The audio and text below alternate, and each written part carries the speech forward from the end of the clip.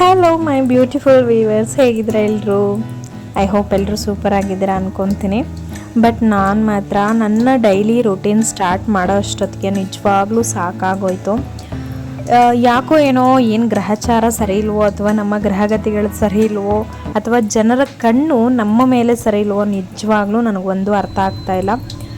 ಇತ್ತೀಚಿನ ದಿನಗಳಲ್ಲಿ ಅಂದರೆ ಏಪ್ರಿಲ್ ಮತ್ತು ಮೇ ತಿಂಗಳು 2 ತಿಂಗಳು ಏನಿದೆ, ನನಗಂತೂ ಸಿಕ್ಕಾಪಟ್ಟೆ ಕೆಟ್ಟದಾಗಿ ಅಂದರೆ ತೀರಾ ಕೆಟ್ಟದಾಗಿತ್ತು. ಏಪ್ರಿಲ್ ತಿಂಗಳು ಪೂರ್ತಿ ನನಗೆ ಬರೀ ಹಾಸ್ಪಿಟಲೈಸೇಷನ್ನು, ಹಾಸ್ಪಿಟಲ್ಗೆ ಓಡಾಡೋದು, ಇಂಜೆಕ್ಷನ್ಸು, ಟ್ಯಾಬ್ಲೆಟು, ಡ್ರಿಪ್ಸು ಇದೇ ಆಗೋಯಿತು. ತೀರಾ ಬೇಜಾರಾಗೋಗಿತ್ತು. ಏನಿದು ನನ್ನ ಆರೋಗ್ಯ ಈ ಲೆವೆಲ್ಗೆ ನಾನು ಹಾಳು ಮಾಡ್ಕೊಂಡ ಅಂತ. ಬಟ್ ಇದು ನಾನು ಮಾಡ್ಕೊಂಡಿದ್ದಂಥದ್ದು ಅಲ್ಲ, ಇದು ನನಗೆ ಹೊರಗಡೆಯಿಂದ ಆಗಿದ್ದಂಥದ್ದು.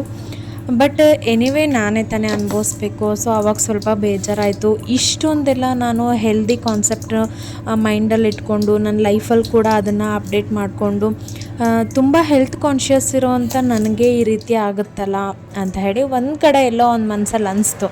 ಬಟ್ ಅನ್ಫಾರ್ಚುನೇಟ್ಲಿ ಕೆಲವೊಂದು ಟೈಮು ಇದನ್ನೆಲ್ಲ ನಾವು ಎಕ್ಸೆಪ್ಟ್ ಮಾಡಿಕೊಂಡು ನಮ್ಮ ಲೈಫ್ನ ಲೀಡ್ ಮಾಡಲೇಬೇಕಾಗತ್ತೆ. ಸೊ ನನಗೆ ಸ್ವಲ್ಪ ಹುಷಾರಿರಲಿಲ್ಲ. ಸ್ವಲ್ಪ ಅದು ಪರ್ಸ್ನಲ್ ಪ್ರಾಬ್ಲಮ್ ಅಂತಲೇ ಹೇಳ್ಬೋದು, ತೀರಾ ಪರ್ಸ್ನಲ್ಲು. ಸೊ ಅದನ್ನೆಲ್ಲ ಹೇಳ್ಕೊಳ್ಳೋದು ಎಷ್ಟರ ಮಟ್ಟಿಗೆ ಸರಿ, ಎಷ್ಟರ ಮಟ್ಟಿಗೆ ತಪ್ಪು ನನಗೆ ನಿಜವಾಗ್ಲೂ ಗೊತ್ತಾಗ್ತಿಲ್ಲ. ಬಟ್ ಎಲ್ಲ ಮಹಿಳೆಯರಿಗೆ ಉಪಯುಕ್ತ ಆಗುತ್ತೆ ಅಂತ ಒಂದು ಕಡೆ ಅನಿಸುತ್ತೆ ಶೇರ್ ಮಾಡಿಕೊಂಡ್ರೆ. ಬಟ್ ಇನ್ನೊಂದು ಕಡೆ ಯಾಕೋ ಬೇಡ, ತೀರಾ ಪರ್ಸ್ನಲ್ ವಿಚಾರಗಳನ್ನು ಸೋಷಿಯಲ್ ಮೀಡ್ಯಾದಲ್ಲಿ ಹಂಚ್ಕೊಳ್ಳೋದು ಎಷ್ಟರ ಮಟ್ಟಿಗೆ ಸರಿ ಅಂತ ಕೂಡ ಅನಿಸುತ್ತೆ. ಸೊ ಹಾಗಾಗಿ ಆ ವಿಚಾರನ ಪೆಂಡಿಂಗಲ್ಲೇ ಇಟ್ಟಿದ್ದೀನಿ. ಅಪ್ಕಮಿಂಗ್ ಡೇಸಲ್ಲಿ ನನಗದನ್ನು ಶೇರ್ ಮಾಡಬೇಕು ಅಂತ ಏನಾದರೂ ಅನಿಸಿದ್ರೆ ಖಂಡಿತ ಶೇರ್ ಮಾಡ್ತೀನಿ. ನನಗೆ ಏಪ್ರಿಲ್ ತಿಂಗಳಲ್ಲಿ ತುಂಬಾ ಹುಷಾರಿರಲಿಲ್ಲ.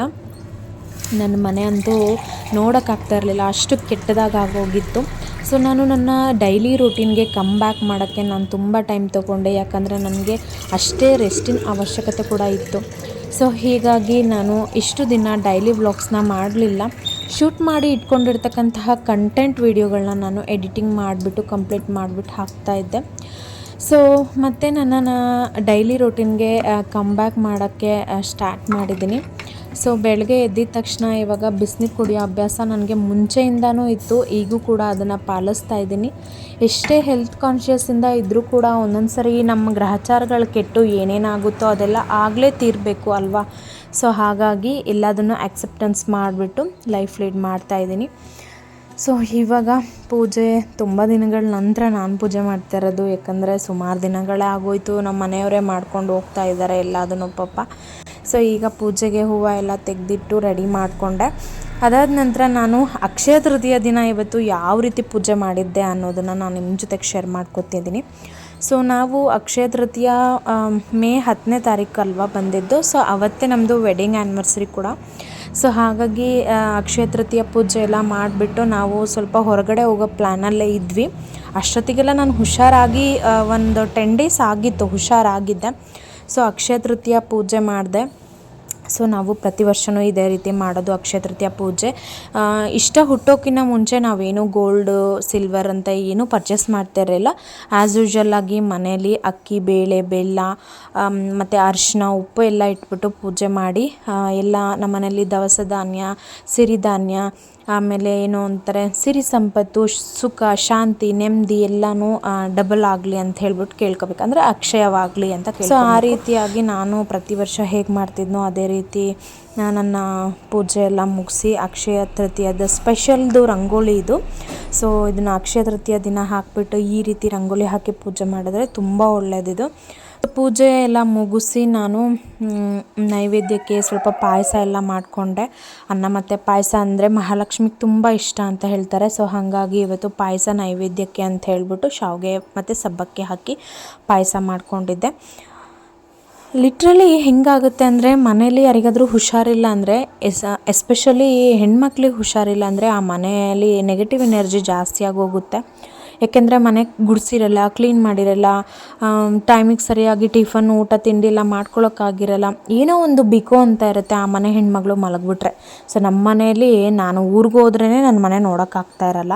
ಇನ್ನು ನಾನು ಹುಷಾರಿಲ್ಲದೆ ಮಲಗಿದ್ರಂತೂ ಇನ್ನೂ ಕೆಟ್ಟದಾಗ ಅಧ್ವಾನ ಇದ್ದೋಗ್ಬಿಟ್ಟಿತ್ತು. ಎಲ್ಲ ಸರಿ ಮಾಡಿಕೊಂಡು ಪೂಜೆ ಮಾಡಿದೆ, ನೆಮ್ಮದಿಯಾಗಿ ಪೂಜೆ ಮಾಡಿದೆ. ಖುಷಿ ಅನಿಸ್ತು ಇವತ್ತು ಪೂಜೆ ಎಲ್ಲ ಮಾಡಿ ಮುಗಿಸಿ ದೇವ್ರಿಗೆ ಸ್ವಲ್ಪ ಪ್ರಸಾದ ಎಲ್ಲ ನೈವೇದ್ಯ ಮಾಡಿಬಿಟ್ಟು. ಹಾಗೆ ನಮ್ದು ಇವತ್ತು ವೆಡ್ಡಿಂಗ್ ಆ್ಯನಿವರ್ಸರಿ ಅಂತ ಹೇಳಿದ್ನಲ್ಲ, ಸೊ ಹಾಗಾಗಿ ಪ್ರತಿ ವರ್ಷ ಆ್ಯಕ್ಚುಲಿ ಕೇಕ್ ಕಟ್ ಮಾಡ್ತಾಯಿದ್ವಿ. ಈ ವರ್ಷ ಯಾವ ಕೇಕ್ ಇಲ್ಲ, ಏನಿಲ್ಲ. ಬಟ್ ಬೆಳಗ್ಗೆ ಎದ್ದು ಪೂಜೆ ಪುನಸ್ಕಾರ ಅಂತೂ ಆ್ಯಸ್ ಯೂಶುವಲ್ ಆಗಿ ಮಾಡಿದ್ವಿ. ಅಕ್ಷಯ ದಿನ ಬೇರೆ ಅಲ್ಲ, ಸೊ ಹಾಗಾಗಿ ಸ್ವಲ್ಪ ಸ್ಪೆಷಲ್ ಅನ್ನಿಸ್ತು ನನಗೂ ಕೂಡ. ಸೊ ಅದಾದಮೇಲೆ ಸಂಜೆ ಸ್ವಲ್ಪ ಹೊರಗೆ ಹೋಗೋದಿದೆ. ಅಂದರೆ ಲೈಕ್ ಅಕ್ಷಯ ದಿನ ಅಂದರೆ ನಿಮಗೆ ಗೊತ್ತೇ ಇರುತ್ತಲ್ವ, ಸೊ ಏನಾದರೂ ಬೆಳ್ಳಿ ಬಂಗಾರ ಪರ್ಚೇಸಿಂಗ್ ಮಾಡ್ಬೋದು ಅಂತ. ಸೊ ಪ್ರತಿ ವರ್ಷ ಏನಾದರೂ ಒಂದು ತೊಗೋತಾನೆ ಇದ್ದೀವಿ. ಇಷ್ಟ ಹುಟ್ಟೋಕ್ಕಿಂತ ಮುಂಚೆ ನಾನು ಖಂಡಿತ ಏನೂ ತೊಗೊಳಕ್ಕಾಗಿರಲಿಲ್ಲ. ಅಕ್ಷಯ ದಿನ ಪೂಜೆ ಮಾಡ್ಕೊಂಡು ಬಂದಿದ್ದು ನಮಗೆ ಖಂಡಿತವಾಗ್ಲೂ ಅಕ್ಷಯ ಆಗಿದೆ ಅಂತಲೇ ಹೇಳಬಹುದು. ನನಗದು ಲಿಟ್ರಲಿ ನನಗೆ ಎಕ್ಸ್ಪೀರಿಯೆನ್ಸ್ ಆಗಿದೆ. ಸೊ ಹಾಗಾಗಿ ನಾನು ಇದನ್ನು ಶೇರ್ ಮಾಡ್ಕೋತಿದ್ದೀನಿ. ಅಕ್ಷಯ ದಿನ ನಾವು ಏನು ಮಾಡ್ತೀವಿ ಅದು ನಮಗೆ ಡಬಲ್ ಆಗುತ್ತೆ ಖಂಡಿತವಾಗ್ಲೂ. ಬಟ್ ಭಕ್ತಿಯಿಂದ ಮನಸ್ಸು ಕೊಟ್ಟು ತುಂಬ ಶ್ರದ್ಧೆಯಿಂದ ಮಾಡಬೇಕಷ್ಟೆ. ಸೊ ಇಷ್ಟ ಹುಟ್ಟೋಕ್ಕಿಂತ ಮುಂಚೆ ಏನೂ ತೊಗೋತಾ ಇರಲಿಲ್ಲ. ಇಷ್ಟ ಹುಟ್ಟಾದ ನಂತರ ಫಸ್ಟು ನಾವು ಅಕ್ಷಯ ತೃತೀಯಕ್ಕೆ ನಾವು ಪರ್ಚೇಸಿಂಗ್ ಮಾಡಿದ್ದು ನಮ್ಮ ಲೈಫಲ್ಲಿ, ಅಂದರೆ ನನ್ನ ಮತ್ತು ಹಸ್ಬೆಂಡ್ ಲೈಫಲ್ಲಿ ಅಂತ ಹೇಳಿದ್ರೆ. ಸೊ ಫಸ್ಟು ಟೈಮ್ ಅವಳು ಹುಟ್ಟಿದ ವರ್ಷ, ನನ್ನ ಮಗಳು ಹುಟ್ಟಿದ ವರ್ಷ ಅವಳಿಗೆ ಬ್ರೇಸ್ಲೆಟ್ ಪರ್ಚೇಸ್ ಮಾಡಿದ್ರು ಅವರು. ಸೊ ಅಲ್ಲಿಂದ ಪ್ರತಿ ಅಕ್ಷಯ ತೃತೀಯಗೆ ಏನಾದರೂ ಒಂದು ತೊಗೋಬೇಕು ಅನ್ನೋದು ಮುಂಚೆನೇ ಮೈಂಡಲ್ಲಿ ಸೆಟ್ ಮಾಡ್ಕೊಂಡ್ಬಿಡ್ತೀವಿ. ಸೊ ಹಾಗಾಗಿ ಈ ಸರಿನೂ ಏನಾದರೂ ತೊಗೊಳ್ಳೋಣ ಅಂತ ಅಂದ್ಕೊಂಡಿದ್ದೀವಿ. ಬಟ್ ಅಷ್ಟೊಂದು ಬಡ್ಜೆಟ್ ಇಲ್ಲ ಅಂದರೂ ಅಟ್ಲೀಸ್ಟ್ ಒಂದು ಚಿಕ್ಕದಾಗಾದರೂ ಏನಾದರೂ ಒಂದು ತೊಗೊಂಬರೋಣ ಮನೆಗೆ, ಬೆಳ್ಳಿ ಬಂಗಾರ ಅಂತ ಹೇಳ್ಬಿಟ್ಟು. ಫಸ್ಟು ಬೆಳ್ಳಿ ಪರ್ಚೇಸ್ ಮಾಡಬೇಕು, ಆಮೇಲೆ ಬಂಗಾರ ಪರ್ಚೇಸ್ ಮಾಡಬೇಕು. ನಿಮ್ಮ ಕೈಲಾದರೆ ಮಾಡ್ಕೊಳ್ಳಿ. ಸಪೋಸ್ ಆಗಿಲ್ಲ ಅಂತ ಹೇಳಿದ್ರೆ ಅವತ್ತಿನ ದಿವಸ ಹೊಸದಾಗಿ ಬೇಳೆ, ಬೆಲ್ಲ, ಅಕ್ಕಿ, ಅರಿಶಿನ, ಈ ಥರ ಉಪ್ಪು ಅಥವಾ ಏನಾದರೂ ನಿಮಗೆ ಸಾಧ್ಯವಾದರೆ ಬೆಳ್ಳಿ ಬಂಗಾರ ತೊಗೊಳ್ಳಿ. ಇಲ್ಲಾಂದರೆ ದವಸ ಧಾನ್ಯ ಈ ಥರದ್ದೇನಾದರೂ ತೊಗೊಂಡು ಬಂದಿಟ್ಟು ಪೂಜೆ ಮಾಡಿದ್ರೆ ತುಂಬ ಶ್ರೇಯಸ್ಸು. ಸೊ ನಮಗೆ ಮನೆಗೂ ಕೂಡ ಅಷ್ಟೇ, ಅದೆಲ್ಲ ನಾವು ಅವತ್ತು ತಂದು ಏನಿಟ್ಟು ಪೂಜೆ ಮಾಡ್ತೀವಲ್ವ ಅದೆಲ್ಲ ನಮ್ಮ ಮನೆಗೆ ಅಕ್ಷಯ ಆಗುತ್ತೆ, ಅಂದರೆ ಡಬಲ್ ಆಗುತ್ತೆ ಅಂತ ಅರ್ಥ. ಸೊ ಸಂಜೆ ಮೇಲೆ ನಾವು ಇವತ್ತು ಹೋಗ್ತಾ ಇದ್ವಿ, ಮಲ್ಲೇಶ್ವರಂಗೆ ಹೋಗ್ತಾ ಇದ್ವಿ. ಸೊ ನೋಡೋಣ ಏನಾದರೂ ತೊಗೊಂಡು ಬರೋಣ ಅಂಥೇಳಿ.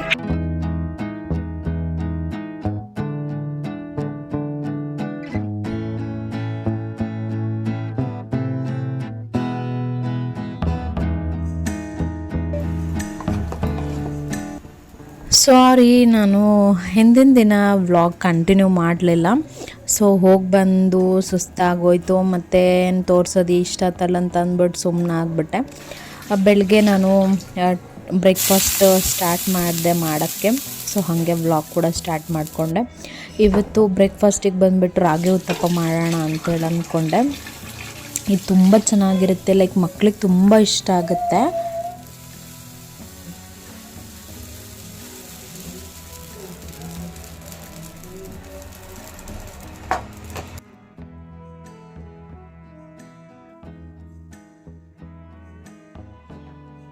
ಪ್ಲೇನಾಗಿ ದೋಸೆ ಮಾಡಿ ಮಕ್ಳಿಗೆ ಕೊಟ್ಟರೆ ತುಂಬ ಅಟ್ರಾಕ್ಟಿವ್ ಅನಿಸಲ್ಲ ಅವ್ರಿಗೆ. ಸೊ ತಿನ್ನೋಕ್ಕೂ ಕೂಡ ಇಂಟ್ರೆಸ್ಟ್ ಮಾಡಲ್ಲ.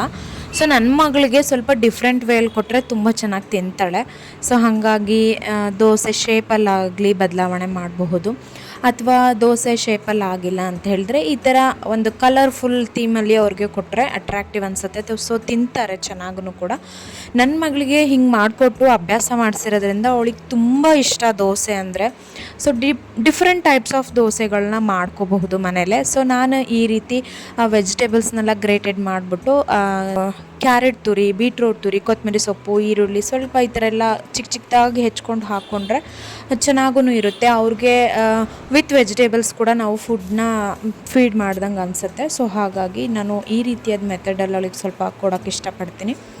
ಸೊ ತುಂಬ ಚೆನ್ನಾಗಿತ್ತು, ಟೇಸ್ಟು ಕೂಡ ಅಷ್ಟೇ ಸಖತ್ತಾಗೇ ಆಗಿತ್ತು.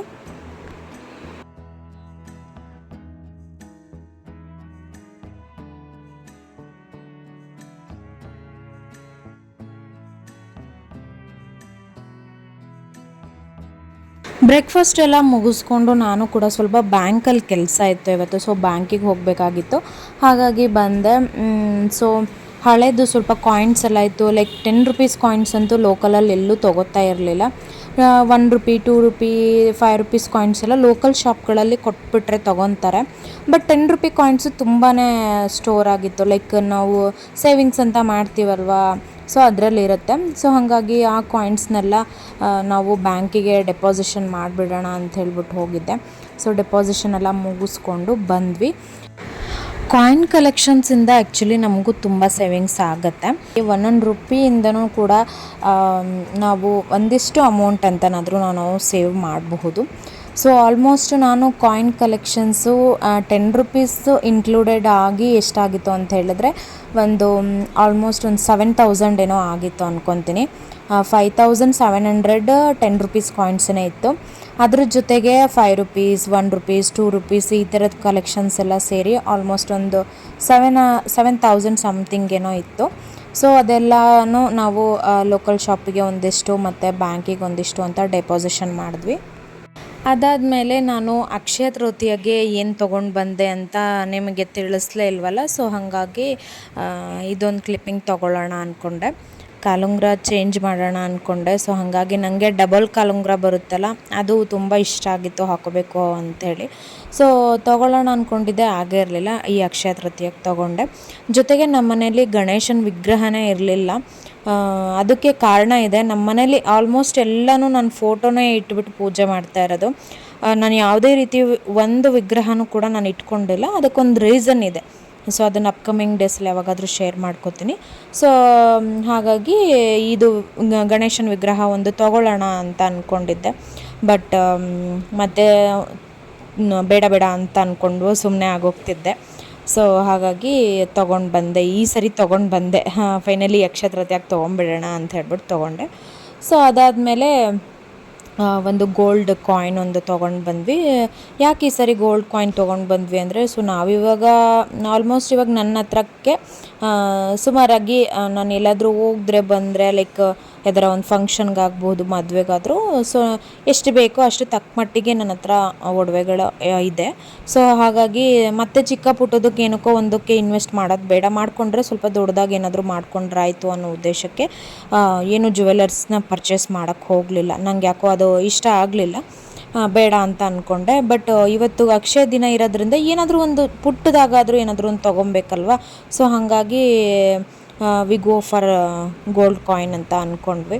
ಸೊ ನಮ್ಮ ಮನೆಯವರು ಕೂಡ ಸರಿ ಆಯಿತು, ನೀನು ಹೆಂಗೆ ಹೇಳ್ತೀಯ ಹಂಗೆ ಅಂತ ಅಂದರು. ಸೊ ಇದು 2 ಗ್ರಾಮ್ಸ್ದು ಗೋಲ್ಡ್ ಕಾಯಿನ್ ತೊಗೊಂಡ್ವಿ. ಆಲ್ಮೋಸ್ಟ್ ಒಂದು 14 ಚಿಲ್ಲರೆ ಏನೋ ಆಯಿತು ಅಂದ್ಕೊತೀನಿ. ಎಕ್ಸಾಕ್ಟಾಗಿ ನನಗೆ ನೆನಪಿಲ್ಲ, ಆಗಲೇ ಮರ್ತೋಗ್ಬಿಟ್ಟಿದ್ದೀನಿ, ತುಂಬ ದಿನ ಆಯ್ತಲ್ಲ. ಸೊ ಇದನ್ನು ನಾವೇನು ಮಾಡ್ಬೋದು ಅಂದರೆ, ಲೈಕ್ ನಾವು ವರಮಹಾಲಕ್ಷ್ಮಿ ಪೂಜೆಗೆ ಅದಕ್ಕೆಲ್ಲ ನಾವು ಬಳಸ್ಕೋಬಹುದು. ಇನ್ ಕೇಸ್ ನಾವು ಇದನ್ನು ಬಳಸಲ್ಲ, ನಾವೇನಾದರೂ ಒಡವೆ ಮಾಡಿಸ್ಕೊಳ್ತೀವಲ್ವ, ಅವಾಗ ಮರ್ಜಿಗೆ ಬೇಕಾದರೂ ಹಾಕ್ಕೋಬೋದು. ಲೈಕ್ ಇದನ್ನು ಎಕ್ಸ್ಟ್ರಾ ಗೋಲ್ಡ್ ಥರ ಕೊಟ್ಬಿಟ್ಟು ನಾವು ತೊಗೊಳ್ಳೋ ಗೋಲ್ಡ್ಗೆ ಇದನ್ನು ಮ್ಯಾಚ್ ಅಪ್ ಮಾಡ್ಕೋಬಹುದು.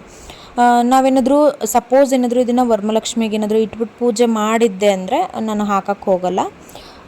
ಇನ್ ಕೇಸ್ ಅಷ್ಟರೊಳಗೆ ನಾವೇನಾದರೂ ತೊಗೊಳ್ಳೋದೇ ಆಯಿತು, ಏನಾದರೂ ತೊಗೊಳ್ಬಹುದು ಸೇವಿಂಗ್ಸ್ ಅಂತ ಬಂದರೆ ಇದನ್ನು ಗೋಲ್ಡ್ ಕಾಯಿನ್ನ ಹಾಕಿಬಿಟ್ಟು ನಾವು ಏನಾದರೂ ಒಡವೆ ತೊಗೋಬಹುದು. ಸೊ ಈ ರೀತಿಯಾಗಿ ಏನಾದರೂ ಒಂದು ಚಿಕ್ಕ ಸೇವಿಂಗ್ಸ್ ಮಾಡೋಣ. ಸೊ ಸುಮ್ಮನೆ ಚಿಕ್ಕ ಪುಟ್ಟ ಒಡವೆ ತೊಗೊಳ್ಳೋದು ಬೇಡ ಅಂತ ಅನಿಸ್ತು ನನಗೆ. ಸೊ ಹಾಗಾಗಿ ಈ ರೀತಿಯಾಗಿ ಗೋಲ್ಡ್ ಕಾಯಿನ್ನ ತೊಗೊಂಡು ಬಂದ್ವಿ. ಸೊ ಕಾಲುಂಗ್ರ, ಬೆಳ್ಳಿ ಗಣೇಶ ವಿಗ್ರಹ ಮತ್ತು 2 ಗ್ರಾಮ್ದು ಗೋಲ್ಡ್ ಕಾಯಿನ್ ನಾವು ಈ ಸರಿ ಅಕ್ಷಯ ತೃತೀಯಕ್ಕೆ ಪರ್ಚೇಸ್ ಮಾಡಿರೋದು.